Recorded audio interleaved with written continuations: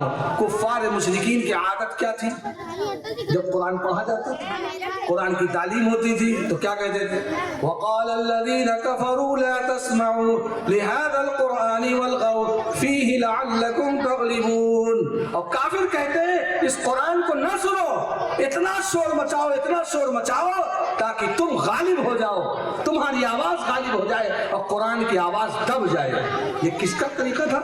ये कुफ्फार का, मुशरिकीन का, अल्लाह के दुश्मनों का, रसूलुल्लाह के दुश्मनों का। ये उनका तरीका था कि कुरान के खिलाफ आवाज को बुलंद करो और कुरान की आवाज को दबाओ। ये दूसरों का तरीका है। अफसोस के साथ कहना पड़ता है, दिल पे हाथ रखिए, आज हमारे मुसलमान भाई असली तालीम के उन्वान को लेकर के इतनी आवाज बुलंद करते, इतनी आवाज बुलंद करते हैं कि कुरान की आवाज को दबाने के लिए। और मैं तो खुशकिस्मत समझता हूँ उन लोगों को जो मकतब कायम करते हैं, मकतब के लिए कुर्बानी देते हैं, दीनी इदारे के लिए कुर्बानियां देते हैं, चंदा देते हैं, पैसा देते हैं, किसी तरह से हकीकत में वो कुरान की आवाज को बुलंद करना चाहते हैं। और कुरान की आवाज को बुलंद करने वाला खुदा की कसम वो जन्नत में जाएगा और कुरान की आवाज को दबाने वाला उसको जहन्नम पहुंचाएगा। आज हमारा अमल, हम अपने अमल से साबित कर रहे हैं कि नहीं, कुरान की आवाज को दबाओ। आप गली कूचों के अंदर गाड़ियां चलती हैं, क्यों? कुरान की आवाज नहीं है, वो इंग्लिश मीडियम के नाम से कुरान की आवाज को दबाया जा रहा है। अब आप हजरात बताइए कि इंशाअल्लाह कुरान की आवाज को दबने नहीं देंगे। अरे इसमें भी क्यों जोर से बोलना चाहिए कि हम कुरान की आवाज को दबने नहीं देंगे, बल्कि कुरान की आवाज को बुलंद करेंगे। और मेरी माँ बहनें सुन ले, अपने घरों में तस्करा किसका करना है? जो घरों में मस्तूरात रहती हैं, वो जो कि पर्दा नशीन माँ बहनें जिन्होंने कुरान बुखारी शरीफ मुकम्मल किया, और बच्चियां भी हैं, वो भी सुन ले कि अपने घरों में तस्करा किन किन चीजों का करना चाहिए। कुरान ने उसको मुक़य्यद कर दिया। वो आयत में पहले पढ़ी थी खुतबे के बाद, अल्लाह ने क्या फरमाया? वज़कुरना मा युतला फी बुयूतिकुन्ना मिन आयातिल्लाहि वल हिकमा इन्नल्लाहा काना लतीफन खबीरा।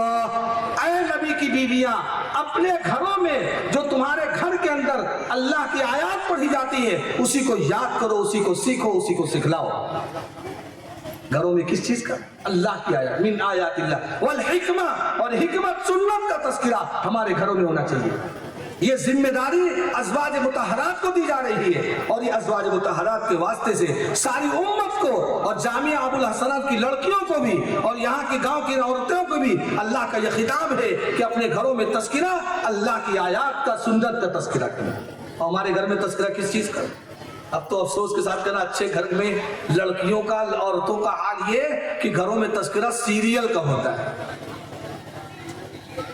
एक साहब ने मुझसे मसला पूछा कि मुफ्ती साहब, एक इमाम साहब सीरियल देखते हैं। मैंने कहा इमामत जायज़ नहीं, उनको इमामत से हटा दी जाए, क्योंकि इमामत उनकी मकरूह तहरीमी है, इसको गुनाह ही नहीं समझते।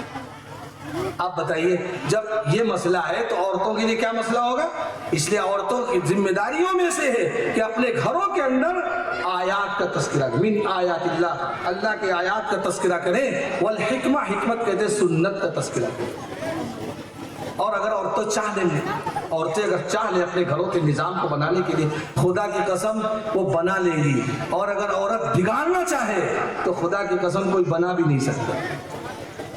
ये मस्तूरात गौर से सुने, सारा निज़ाम औरत के हवाले घर का, चूंकि वज़ीर दाखिला है और वज़ीर खारजा तो शौहर साहब है, लेकिन सब निज़ाम उलट गया।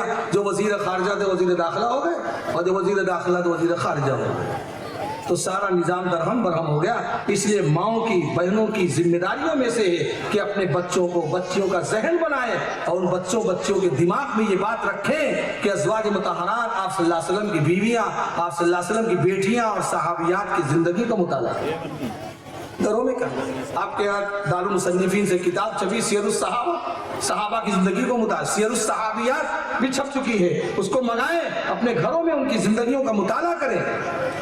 जब ये सीरत पैदा हो जाएगी तो इंशाअल्लाह घर का निज़ाम बन जाएगा। कोई घर ऐसा नहीं है जिसमें फसाद ना हो, बिगाड़ ना हो। उसके लिए वाहिद रास्ता है अल्लाह की किताब। इन्ना अंज़लनाहु मुबारकुन, अल्लाह ने बाबरकत कुरान नाजिल किया। इस बरकत वाली किताब को ऐसा ना हो कि अलमारी में रख दिया, ताक में रख दिया, गर्द गुबार है, अजीब सूरत हाल। घरों के अंदर कुरान की अजमत है ही नहीं असल। جزدان تو بنایا جاتا ہے جس کو خلاف قرآن کہنا چاہیے.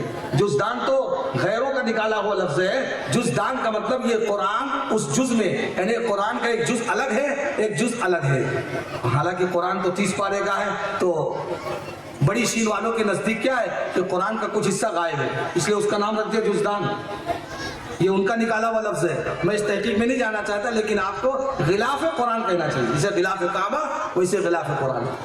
تو غلاف کعبہ کی کتنی عظمت ہے اگر آپ کو ہدیہ میں کسی میں پیش کرے. اور غلاف قرآن، بھائی قرآن تو کعبہ سے بڑھ کر ہے، لیکن اس کی عظمت نہیں. کیا ہے؟ بازار گئے کپڑا خرید کر لائے، جو بچا اسی بچے ہوئے کپڑے سے بنا دیا غلاف. نہیں، آپ کو جیسے اپنے بچوں کے لیے کپڑا خریدتے ہیں، اپنے اولاد کے لیے کپڑا خریدتے ہیں، قصداً باقاعدہ کپڑا خرید کر الگ سے بنانا چاہیے.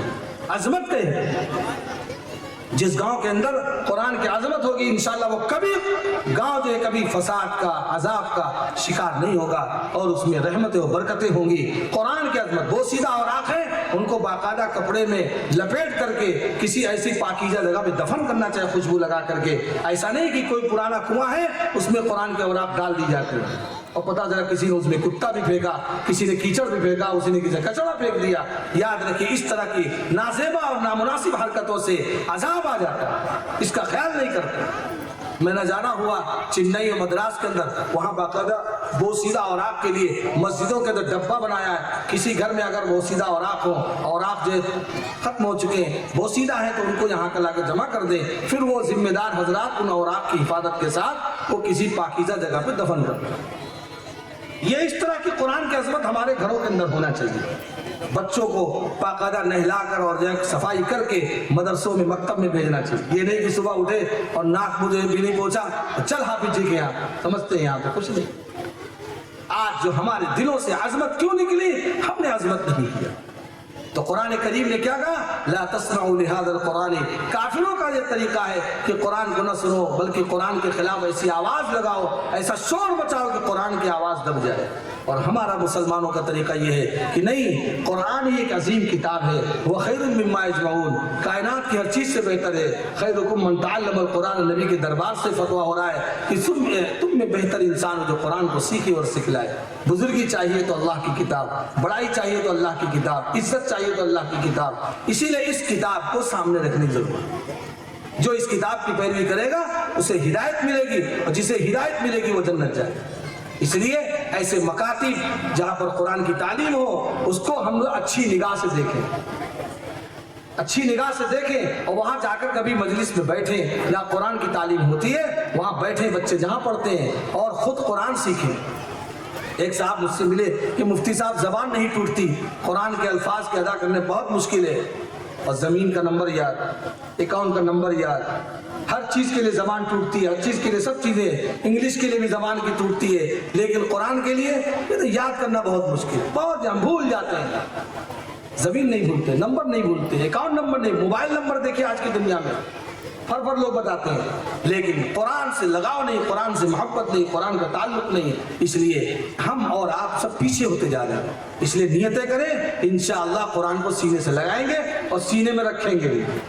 اب حافظ صاحب بھی سن لیں، حافظ کی ذمہ داری یہ ہے کہ جنہوں نے حفظ قرآن مکمل کیا ہے تو اس کے حلال کو بھی جانے، اس کے حرام کو بھی جانے، حلال کا عمل کرے، حرام سے بچنے کی کوشش کرے. ایسے حافظوں کے لیے حدیث میں بشارت ہے، کل قیامت کے دن ان کی شفاعت سنی جائے گی.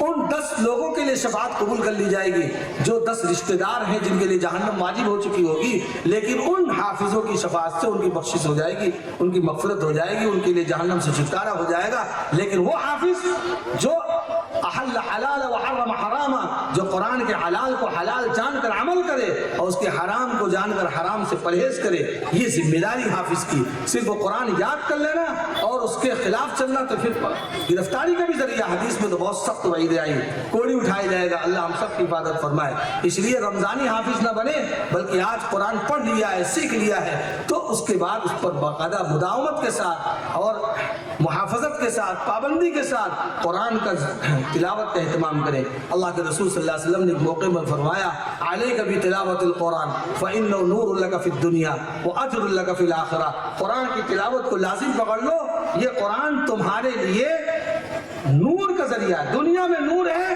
اور آخرت میں اجر کا ذریعہ۔ اللہ نے یہ روشنی عطا فرمائی، اسی روشنی سے ہدایت ملے گی۔ اللہ نے قرآن کا نام نور رکھا، انا انزلنا الیکم نورا مبینا، ہم نے قرآن مبین کو نور مبین، واضح روشنی عطا فرما کر بتایا کہ نور مبین ہے، یہ واضح روشن نور کہتے ہیں جو خود بھی روشن دوسروں کو روشنی عطا کرے۔ تو قرآن کریم یہ نور ہے، جن کے گھروں میں قرآن پہنچ گیا، جن کے گھروں میں حدیث پہنچ گئی، حقیقت میں ایک نور، ایک روشنی پہنچ گئی، اسی روشنی میں چل کر کے ظلمتوں کو چھانٹ دے اور ظلمتوں کو ختم کرے اور اپنے راستے کو طے کرے۔ یہ قرآن یہ نور ہے اور یہ قیامت میں بھی آپ کے ساتھ رہے گا، جنت میں بھی جب جائیں گے تو قرآن ہی کے متعلق ڈر ہوگا، ارے پڑھتا جا چڑھتا جا، تیری منزل آخری وہی ہوگی جہاں تیری قرآن کی آیت مکمل ہوگی۔ ضروری نہیں کہ آپ پورے حافظ بن جائیں، چند سورتوں کے بھی حافظ بن جائیں گے، اس سے بھی درجہ مکمل دیا جائے گا۔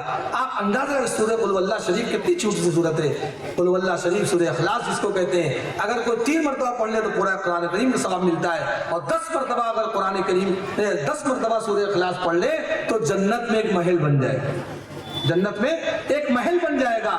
آپ ایک تسبیح پڑھ لیں تو روزانہ 10 محل آپ بنا سکتے ہیں، اور جنت کا محل کا حال یہ کہ ایک سونے کی چاندی کی مشک و زعفران کا گارا ہوگا اور یاقوت اور زمرد کی زمین ہوگی، اتنا خوبصورت محل عطا کیا جائے گا جس میں حور عین رکھی جائے گی۔ ایسا محل بنانے کے لیے پورے اعظم میں پوری دنیا والے مل جائیں، جنت کا ایک محل نہیں بن سکتا، لیکن قل واللہ شریف 10 مرتبہ پڑھنے پر اللہ تعالیٰ ایک محل بنا دیں گے۔ حضرت فاروق اعظم رضی اللہ حیرت سے پوچھنے لگے، اے اللہ کے رسول، تب تو ہم لوگ ادھر رخصت یا رسول اللہ، ہم تو بہت بنا لیں گے جنت میں محل، ہم تو بہت بنا لیں گے جنت میں محل۔